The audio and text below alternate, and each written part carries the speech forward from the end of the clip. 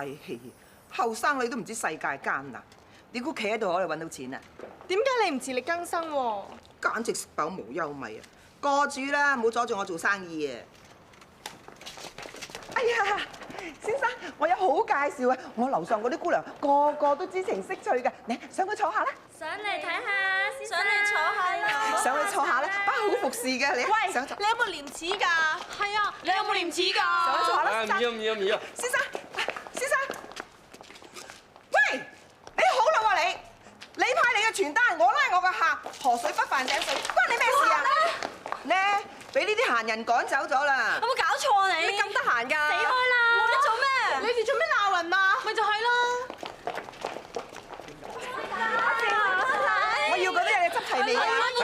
得，有啊，個個都有揸緊啲銀紙就有㗎啦。姓表哥。誒表妹，你又會喺度嘅？咁點解你又會嚟呢度啊？我嚟送貨咯。唔準做佢哋生意啊！我哋春花樓係大客，唔做我哋生意。咪就係咯，要包送貨添啊！咪係你啊！你唔直接自己拎入嚟嘅話，我哋唔幫襯你㗎。你試下拎入去啊得，我唔入啊。幾位跟我嚟啊！嗱！喂啊！佢唔送到入去啊？睇我要唔要？哎呀，你我聽晒你講冇入到去啊。哎呀，拉開啊！我冇入到去。二哥啊，你今次實在令我太失望啦！鏡花堂有咁多生意唔做，點解係都要做啲記者阿姑啲生意喎？阿妹啊，你大個啲啦！我哋鏡花堂打開門做生意嘅話，邊個肯幫襯，邊個肯俾錢嘅話，我哋鏡花堂都無任歡迎㗎。咪係咯。再講啊，如果限住自己某類客唔做嘅話，咁咪即係倒自己米。我唔理啊，錢永遠都揾唔晒㗎啦。總之對社會冇好處、助長歪風嘅嘢你就唔應該做。男人大丈夫啊，應該有所為，有所不為啊！阿妹啊，你講咗去邊啊？我哋賣嘅係胭脂水粉，唔係開記仔啊！點會助長歪風啫？如果你唔做記仔生意嘅話，咁啲記仔會少咗咯喎。拗都無謂啦，唔通茶花同妓女唔係人咩？媽講少句啦。哦，我又唔係話講邊個，我講句公道説話啫。總之我唔理啦，我要打電報俾阿爹，等佢主持公道。妹，你聽我講好唔好啊？打咩電報啊？你阿爹喺上海好忙㗎。明敏啊，無謂小事化大啦，佢嗰啲人唔好理啦。鋪頭嘅嘢，即係我屋企嘅嘢，我點可以唔理喎？唉，唔好話阿二嬸多口啦。上次你游水衣嗰件事已經搞出個大頭佛，今次仲膽大到去花街柳巷派傳單喎。唉，俾你阿爹知道啊，激到佢扎扎跳都似啊！仲有啊，等到佢翻嚟啊，你啊受罰都有，連帶名惠都係。總言之，阿爹俾得二哥帶你鏡花堂，二哥有譜㗎啦。阿妹啊，你信二哥啦，二哥唔想鏡花堂衰，唔想令阿爹失望㗎。總言之，今次如果俾我成功贊助花國皇后選舉，我相信鏡花堂嘅生意一定會越做越好嘅啫。係啊，在商言商，你二哥講得係啱嘅。咁啊係咯，我哋最緊要係鏡花堂生意好嘅啫。係啊，嚇！哎呀！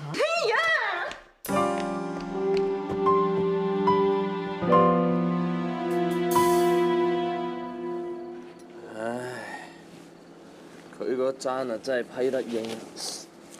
哇！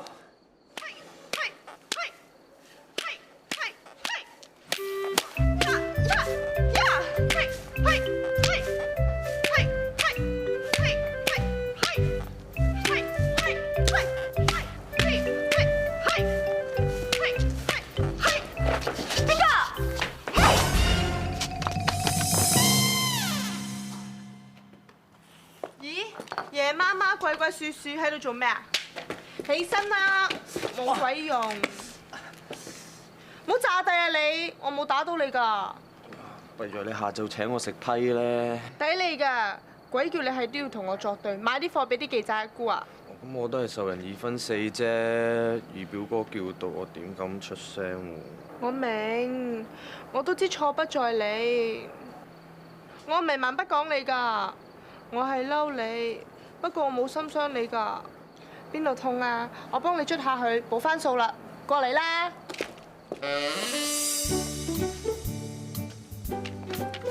我唔唔使啦，我都係自己捽啦。坐低啦，男人之家邊有咁婆媽㗎？邊處痛啊？係咪心口啊？攋開件衫啦。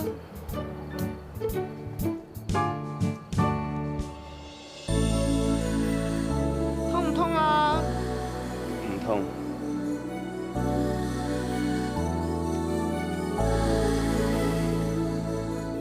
唉，其實嗰個明文真係唔臭米氣，打開門做生意，你理得佢千金小姐定係老舉幫襯啫？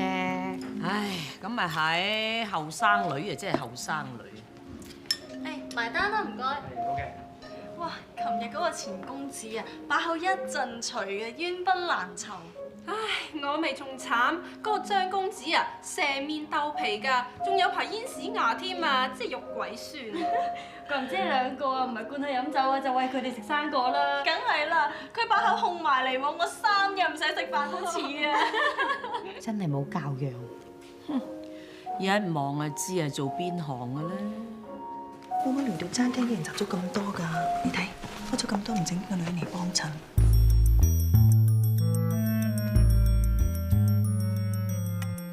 隻唇膏咧，啲色水靚唔靚啊？靚到不得了啊！實引4班鹹濕佬啊！等我搽翻啲葵花胭脂先。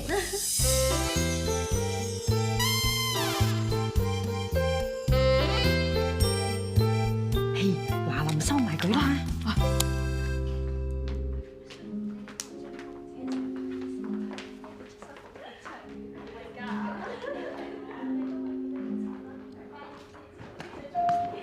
唔介意我坐低嘛？哇，先生冇位咩？借問一聲，頭先出去嗰班姑娘係春花樓啊，定話杏花閣㗎？我哋點知啫？你唔去問佢？乜佢哋唔係你哋嘅閨女咩？你喺度噏咩啊？你當我哋係龜婆啊？你哋唔係龜婆，唔通係阿姑咩？我猜過你啊！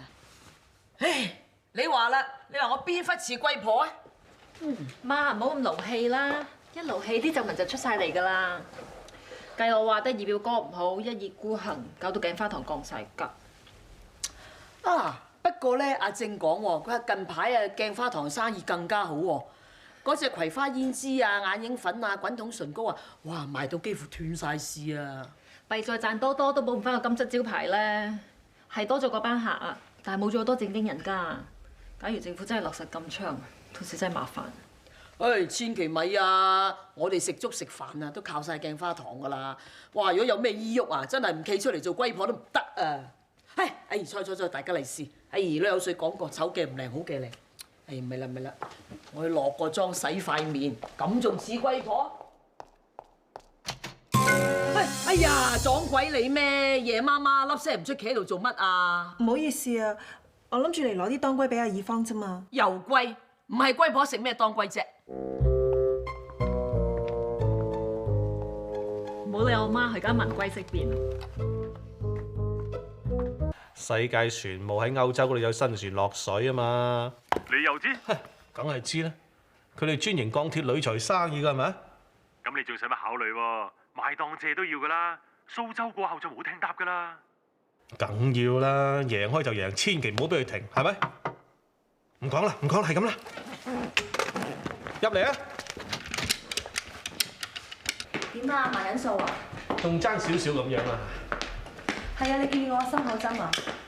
嚇？咩啊？你買俾我嗰個啊，唔見咗啊！哦，心口針啊！誒，今朝我好似喺梳妝台度見過嘅。誒，你問阿歡姐啊，係。嗯，好啦，咁你慢慢計啦嚇。哦，好。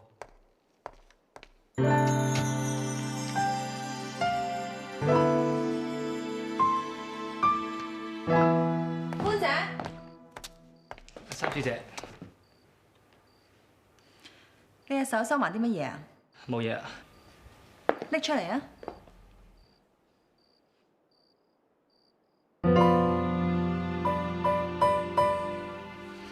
唔怪之咁神秘啦，原來你偷咗我心口針。我冇啊，我冇偷啊。仲話唔係偷？唔通雀仔擔落嚟過你啊？我最憎人哋講大話咁冇譜嘅。我真係冇偷㗎，係歡姐叫我整翻好佢啫嘛。佢做乜叫你整啊？好，你唔認啊嘛？我而家揾歡姐對質。如果你真係講大話嘅話，你執定包袱都得啦。歡姐，三小姐咩事啊？你喺度啱。佢偷咗我心口針，而家仲話係你俾佢嘅。三小姐，你誤會咗啦。你唔使攞包俾佢。總之滿園係唔可以俾啲手腳唔乾淨嘅留響樹。三小姐，你口口聲聲話揾人對質，依家歡姐講事實你又唔信，冇嚟口齒。阿朗啊，三小姐真係唔關阿朗事㗎，係我幫你抹梳妝台嗰陣，唔小心將個心口針跌咗落地，咁我咪叫阿朗幫你整翻咯，免得你見到勞氣啊嘛。我諗佢都係驚你鬧我，所以唔將個實情講過你知嘅啫。阿朗啊，咁你整翻好心口針未啊？嗯。咁算啦。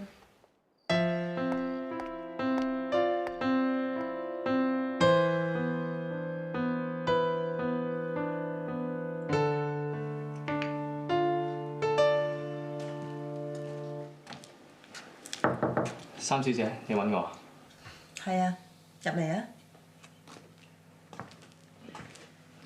頭先去行街買嘢，見到啲茶果唔錯，攞啲嚟試啊！哦。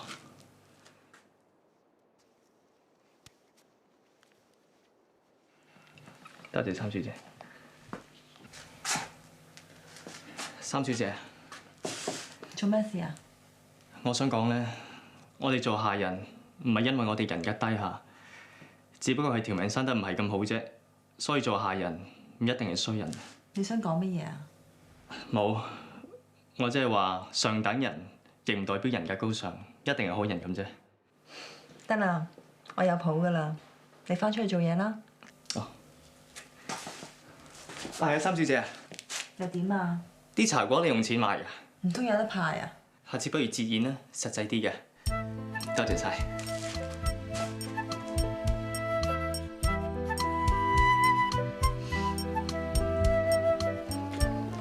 滾筒唇膏同我妹仔色水我1支，粉紅色我都2支，馬公子至中意。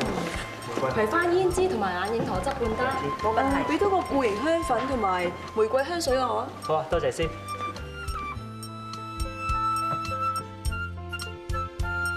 多謝。信啦，我估計係完全正確嘅。佢哋用化妝品多過食補品啊！嗱，呢一班咧就我係真正嘅米飯班主啊！你唔好淨係信對眼啦，你睇一本數簿啊！比之前嘅業績只不過多咗少少啫，多咗依班客，但係冇批正經人家。所以咪要贊助花國皇后咯！嗱，到時多啲紅牌阿姑識我哋鏡花堂，咁好自然，我哋可以做到多人買多貨啊嘛！我都唔知佢邊頭本邊頭利啊！贊助費唔使錢㗎，一次過拎咁多錢出嚟。小姐啊，咁做生意係咁噶啦，嗱，小財唔出，大財唔入，係你信我少少眼光好唔好啊？二表哥，新聞啱啱報啊，政府決定全面禁槍啊！你講真定假？冇亂噏喎。珍珠都冇咁真啊！我打電話問過我當差嘅老友啊，佢話石塘咀啲記者咧已經開始被查封啦。嚇！石塘咀嘅記者被查封？唔係嘛？其實唔使驚嘅，政府話禁槍講咗咁多年啦，今次都有擺姿態嘅啫。佢話嗰個禁槍專員啊喺英國親自嚟督師，睇怕今次係禮真㗎。走啦！小姐，妹夫，入咗筆數未啊？梗係入咗啦！贊助花國皇后咁大件事，我點會甩拖啊？唉，咁咪真係冇啦。咩事啊？頭先嚇，咁你嗱去銀行截咗筆數先啦。點解啫？冇問咁多，快啲啊！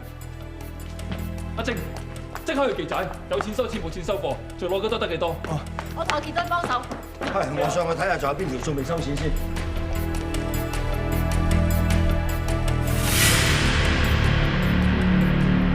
啲記者依幾日都冇開門，睇嚟禁槍係真嘅。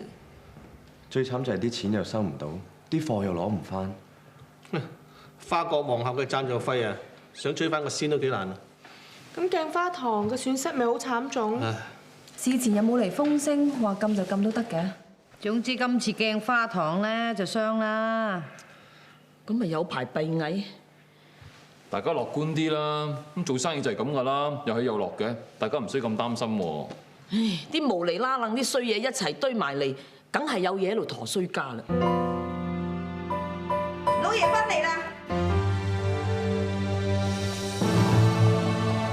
大哥，大伯，阿姐，你咁快就翻嚟嘅？我仲唔翻嚟啊？太白鏡花堂冇埋都得。爹啊，不如坐低慢慢飲杯茶先再傾啊。歡姐啊，斟茶啊。係，三小姐。我要聽你嘅解釋。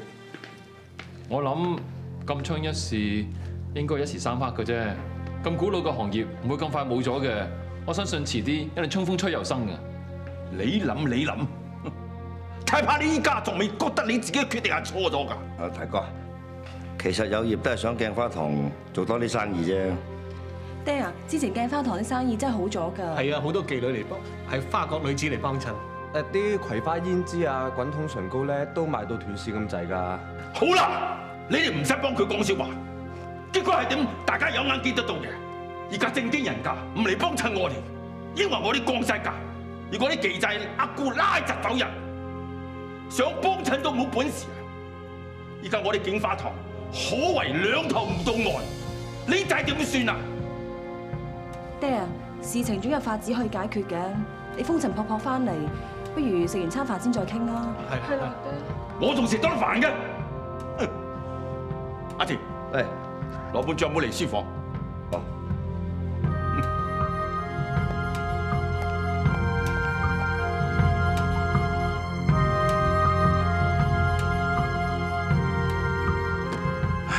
依家鏡花堂嘅招牌衰晒，連基本嘅流動資金都攞埋去做贊助費，收唔翻。後生仔做事難免急進一啲嘅。點解你當初唔好啲勸下佢咧？大哥啊，你要我勸得佢掂先得㗎。又係你親口講過，話你出門之後咧，鏡花堂就交俾有業話事㗎嘛。話到底，你係佢兒叔，你要見到佢唔對路嘅地方，就應該出聲㗎啦嘛。我有啊，我有勸佢考慮清楚㗎，但係始終佢係代總經理，話事權喺佢度嘅。算啦，大哥啊，做生意啊，梗係有起有跌嘅，今次當係一個教訓咯。但係今次嘅教訓實在太大啦，早知咁我就唔應該將咁重嘅責任交晒俾佢，仲諗住喺上海開分店，依家唔使啦。大哥啊，有幫讀經濟嘅，不如攞啲帳簿俾佢睇下咩辦法可以補救嘅仲好。即刻去辦。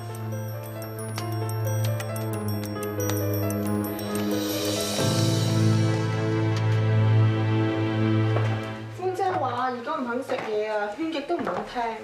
唉，佢咁樣作賤自己又何苦咧？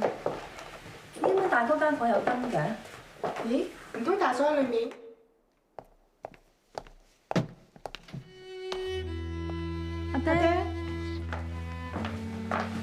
阿爹，咁夜啦，唔返房休息下？鏡花堂搞到咁，邊瞓得着啊？阿爹啊，船到橋頭自然直啊！細估唔到，只行開一陣啫，就搞出咁嘅大頭佛。如果你哋大哥喺度，鏡花堂絕對唔會搞到咁嘅地步啊！二哥都係冇經驗啫，其實佢都係想鏡花堂好㗎。經驗唔夠，就好應該聽長輩講，揸住個機武當年戰，自把自為。當初我見佢有心機做嘢，先俾佢機會磨練下，點知佢真係唔成大器啊！亂衝亂撞，終於搞出個禍。就算今次可以挽回，但係鏡花堂都係元氣大傷。唔通祖宗幾十年嘅心血，就此敗喺我手上？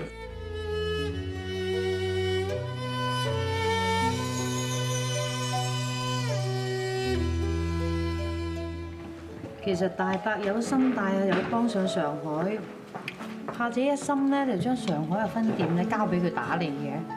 但係而家分店開唔成，會唔會影響到我哋嘅仔㗎？友邦做香港鏡花堂嘅總務有咩唔好先？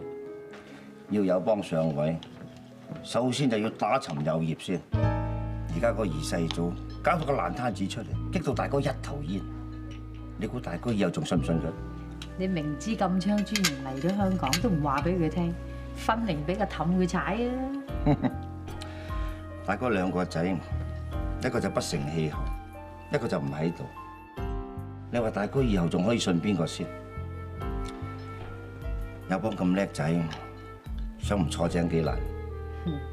正所謂放長線釣大魚，我哋應該將個眼光放遠啲。蝕頭住冇相干，只要臨尾本利歸還，就咩都翻晒。俾你諗過度過啊，冇錯嘅。使乜講啊？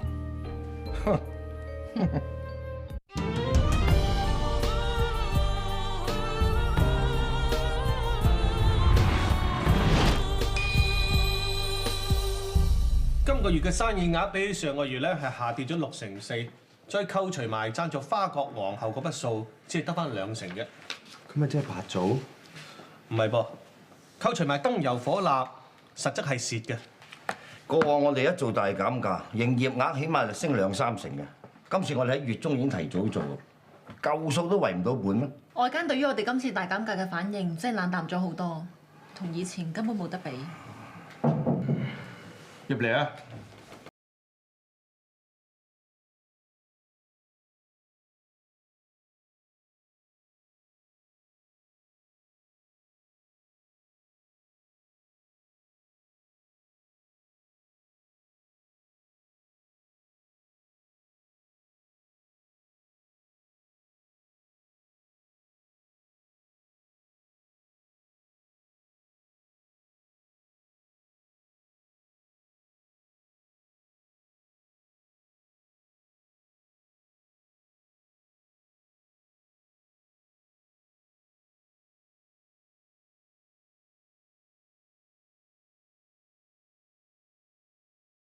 去招攬翻啲舊客，二嚟再可以擴展新嘅客路。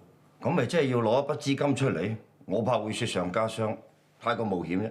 咁做生意一向都係冒險㗎啦，就好似以前我哋不惜成本去生產滾筒式唇膏喎，諗出嚟嘅效果比我哋預期更加熱烈喎。咁嗰陣話晒都有支唇膏實實在在咁齋手啊嘛。而家你話搞形象揾個人翻嚟做生招牌，我覺得始終都唔夠踏實。二舅嘅出發點無疑係好嘅。只不過而家鏡花堂嘅收益大不如前啦。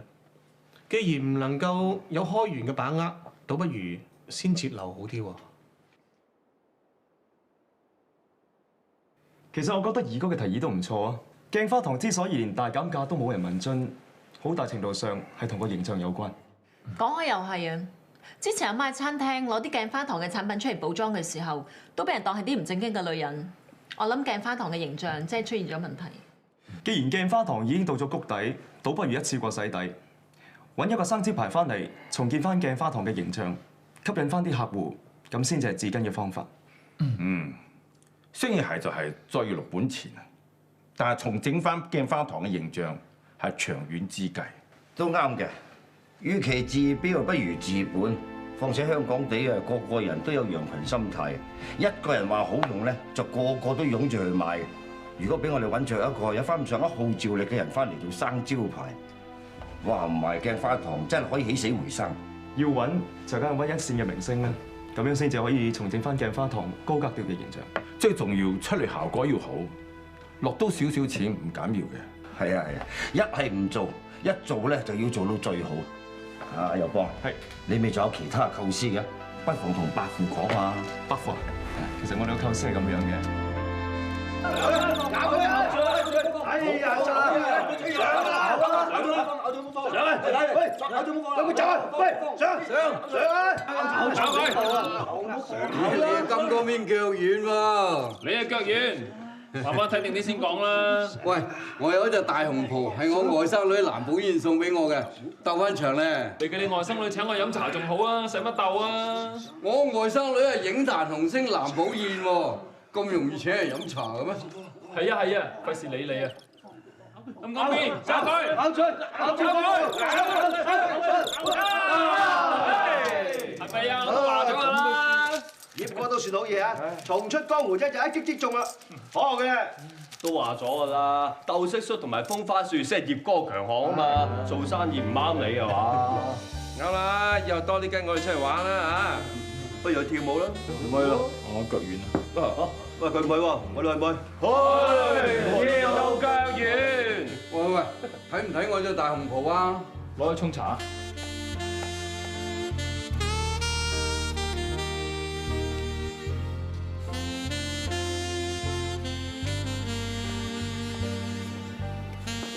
點解你喺度啊？冇，我頭先落班經過，諗緊係咪飲冰啊嘛，一唔一齊啊？飲冰你仲唔夠心涼咩？乜咁講嘢㗎？做咩啊？嬲我頭先個會度冇喺度幫你啊？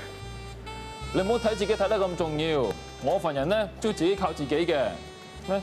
好似金光邊咁，係我一手一腳將佢操練出嚟嘅。頭先一落場咋，即係人隻鐵將軍啊！我不知幾開心啊！咁犀利啊！梗係啦，我金光邊飲荷葉露大㗎。如果天氣太熱咧，我就俾啲土茯苓、旱蓮草、手烏牛膝溝埋啲綠水浸俾佢飲，等佢可以消下暑感。閒時啊，再俾條老鼠鬚撩下佢，同佢操練下。如果唔係，佢邊得嚟咁硬淨？場場擊戰，場場勝啊！如果佢肯將養色叔嘅心思放喺工作上邊，我諗住一定會高興嘅。家陣我冇咩？係佢哋覺得我冇用，咁我都冇辦法㗎。咁但係佢上次嗰個策略又真係唔妥喎。咁但係都係件好事嚟嘅，至少你肯為鏡花堂嘅事上心。正所謂咧，知恥近乎勇，只要你保持住呢種心態，就一定會成功嘅。哦，咁即係叫我呢一世都唔開心咯喎。做咩啊？你肯認你自己唔開心嘅咩？係啊，我係唔開心啊！你心涼啦。涼就涼晒㗎啦，所以唔使飲冰。咁去飲麵飲咯，最多我請啊。做咩？雪中送炭咁話咯喎。咁至少唔係落井下石啊嘛，行啦，行啦。係咧，邦哥啊，聽講你想揾個明星做鏡花堂嘅生招牌喎，有啲咩頭緒啊？而家仲係物色階段，你有冇好提議啊？我就冇乜提議啦。不過金山嗰邊嗰啲化妝品咧，已經開始揾明星做生招牌啦。你要唔要睇雜誌啊？都好喎，我都想知道佢哋用邊一類型嘅影星。晏啲食完飯我借你睇啊！好啊！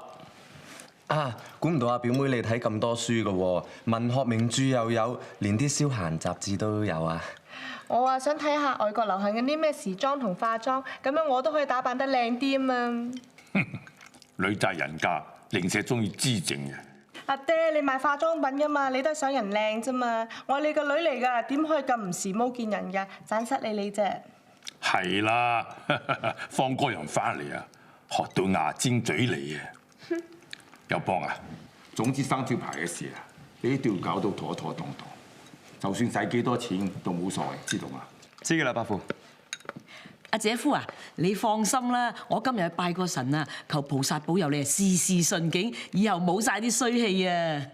其實求神不如求己，做人最應該就靠自己，憑自己雙手做嘅先係最實際。咁啊係啊，路遙知馬力，喺一個患難嘅時候啊，先可以睇出邊個係真心幫你啊！乜得啲菜苦過黃連㗎？二奶奶啊，可能呢排雨水多，連啲菜都差埋。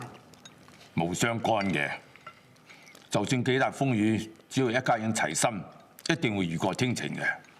係咯，苦盡甘來啊嘛，少少苦算係咩啊嚇？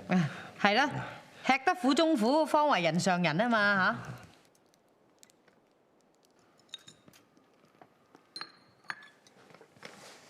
你冇胃口啊？一係食鐵粥啊！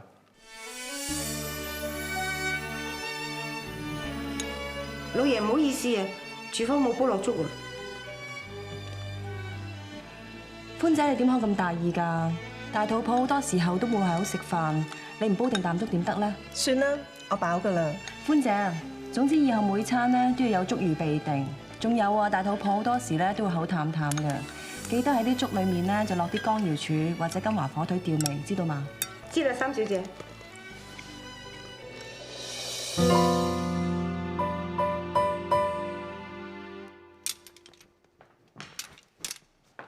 咦，阿仔，哇，執咁多衫出嚟做咩？冇啊，睇下點樣可以襯得靚啲啫嘛。襯嚟襯去啊，咪恤衫西褲，襯咁靚去相睇啊？嚇！你講咗邊啊，阿媽？咁啊，我話晒都係鏡花堂嘅主人嚟㗎嘛，成日都要出去見客喎，唔着靚啲啊，咪盞失禮鏡花堂。你個仔我好識做嘅。你個仔？哦，我明啦。頭先食飯嗰陣啊，姐夫咪好似好關心嗰女人咁嘅。其實乜都假。我話佢緊張嗰女人肚裏邊嘅蘇蝦就真。咁啊，梗係啦！姨丈啦，求神拜佛都希望佢生個慈姑定啦。咁啊，名正言順有個長子的孫嚟繼承家業啊嘛。咦？咁嗰個女人第日唔係嚇？你話如果我而家即刻扭軚，會唔會好衰咧？嗬？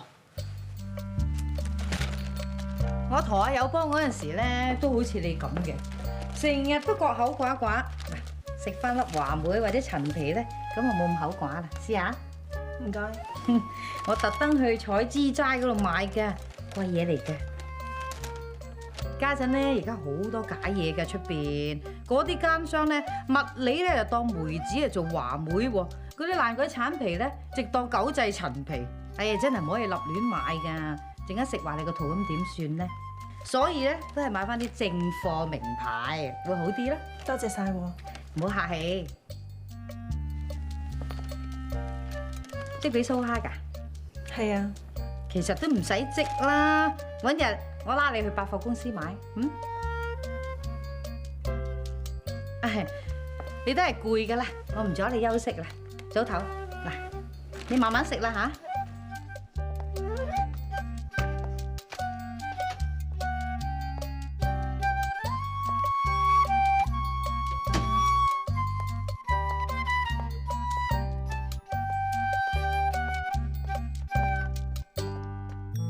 咁夜仲宵夜啊？哦，我見阿芳咧呢幾晚有幾聲咳，咁我咪燉啲川貝枇杷過去咯。咁你？唉，好眼瞓添，你都唔好咁夜啦嚇，早唞。早唞。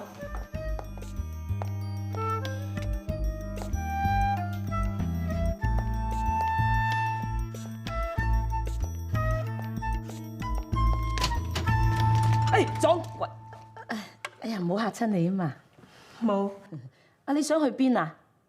我想去花園啫嘛。出邊風大啊，你翻入去先啦。你唔好四周圍行啊，出邊風大啊，萬一冷親咁點算啊？我燉咗啲燕窩啊，我自己一個人又食唔晒喎，咪攞啲嚟俾你幫下口咯。嗱，趁熱食啊！唔該。自己人使咩客氣啫？哦，原來你成日匿喺房度就係織呢啲冷衫仔啊？係啊。織冷衫啊，好傷神㗎，坐得多係傷腰骨。不如咁啊，揾日我陪你行百貨公司買啲衫俾個蘇蝦，咪仲好？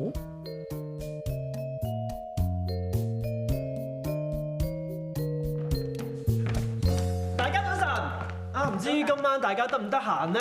不過如果約咗人食飯咧，推晒佢啦，因為小弟今晚請食飯，好唔好啊？哇！咩事咁高興要請食飯啊？喂，係咪中咗彩票先？唔係，定係贏啊嘛？兩樣都唔係。我咧學人玩嗰啲股票啊，咁啊賺咗少少咁啦，咁諗住大家一齊食飯開心下，好唔好啊？好，不過咧我見你笑到見牙唔見眼咁，睇嚟都唔係賺少少啦。咁巴閉啊！睇怕聽日都應該輪到我請。咦，表姐夫，阿傑就喺股票度賺咗啫，你又係啊？唔係，我講笑啫嘛，我都冇本錢，又冇博彩運，我去買咪盞搭沉人哋架船。喂，講開搭沉船咧，之前我冇聽過個經紀講話買嗰隻世界船務啊，如果買咗真係搭沉船。哎呀，真係好彩！好彩啊！乜嘢搭沉船啊？你冇聽收音機咩？歐洲嗰邊打大風啊，有幾隻世界船務嘅船沉咗。喂，留定肚，今晚食你個。冇問題，冇問題。喂，我咧連中午飯都唔食。好，冇問題。好。喂，鏡花堂，黎生，我係經紀陳啊，世界船務有幾隻新船沉咗啊！你唔好遲啲先至講。家姐個市係咁跌到渣都冇，咁你補唔補倉啊？我有錢補先至得㗎，唔補就斬㗎啦！我同人借咗咁多貴禮，咁運方唔俾人斬啊！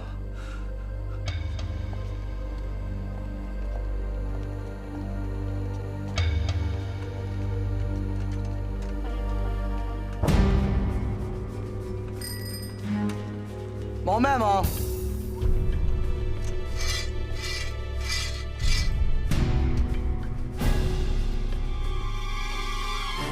把刀磨好未啊，師傅？得啦。唔該。唔使驚，唔使驚。仲還錢？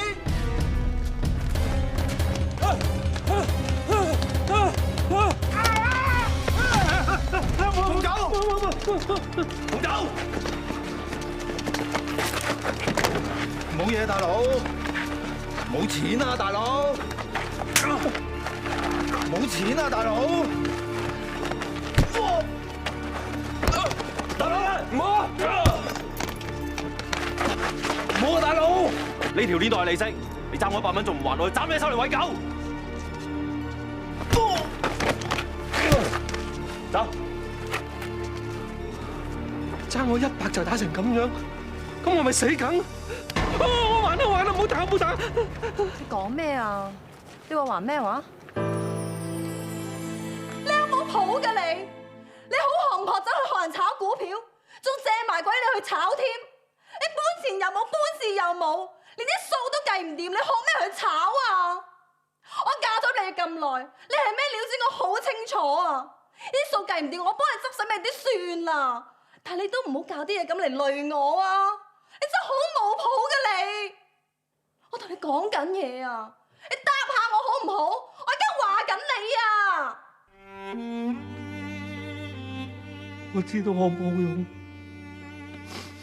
我係急功近利，但係我都係想揾多啲錢可以出人頭地，唔使俾人睇唔起，唔使叫人嚟下，唔使受人冷言冷語啫。我記得我送個心口針俾你嗰陣時，你笑嗰個樣你好開心，我希望日日都見到你笑得咁開心。我知道要我自己用嘅錢嚟買嘢，你先至會咁開心，所以我唔希望真係送個心口針俾你。我希望你着嘅用嘅都係用我嘅錢買，我真係好冇用，我真係好冇用，好冇用。算啦，唔好喊啦，費事俾對面房聽到又是多是非啊！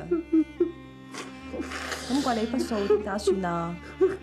唔好喊唔好。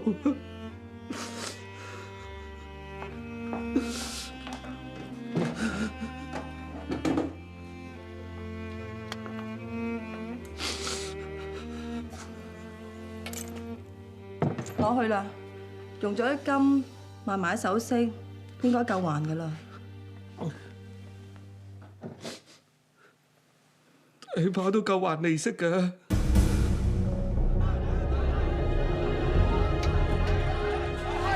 球哥，有個女問你。喂，啊！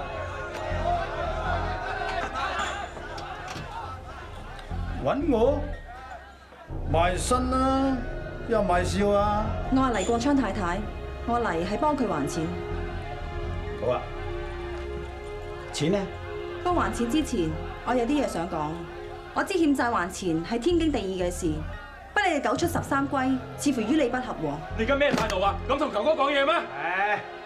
誒，等佢講埋先啦。你哋做放數嘅，無非係為咗錢啫。呢度係我還俾你嘅利息，你唔好再同我講咩9出13歸。總之日後啲息就冇得再計。至於個本，我會分10個月攤還，到時候我只會拎啲錢過嚟俾你，你唔使再嚟揾我。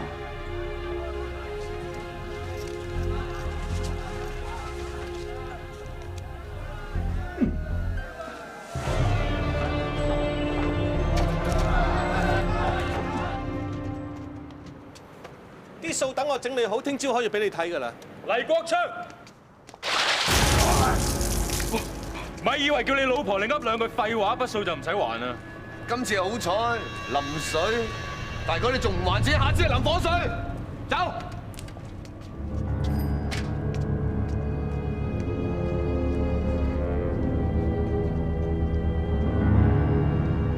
你哋兩個竟然走去同你啲借貴你唔還，仲搞到當家幾年撲水孔牙，簡直豈有此理啊！阿爹，你鬧我一個啦，唔關明惠事嘅。總之筆數我會諗辦法還㗎。你還？你憑咩本事還啊？你賺幾錢嘅嘢？你以為我唔知咩？家陣大嗱成萬銀啊！哇，成萬銀㗎！哎呀，乜咁論盡啊？成棟樓都買得到啊！俾你向鏡花堂打工啊！你有排還唔清啊！阿爹啊，阿昌都係一時糊塗啫。我話最糊塗係你啊！你到依家仲喺度維護住佢。如果唔係今日俾我撞到追數佬追上門嘅話，我睇你都唔會同我講㗎啦。阿爹，其實我諗住自己可以搞得掂，所以費事同你講，我怕你擔心啊嘛。家陣你以為你自己好巴閉啊？一個女人再去三教九流嘅地方同班農民講數，你嫌我啲鋪頭唔夠衰咩？仲要衰到貼地先至安樂啊！冇咁勞氣啦，我真係會知錯㗎啦。保重身體啊！係咯，大伯，明慧咁大嘅人識諗嘅。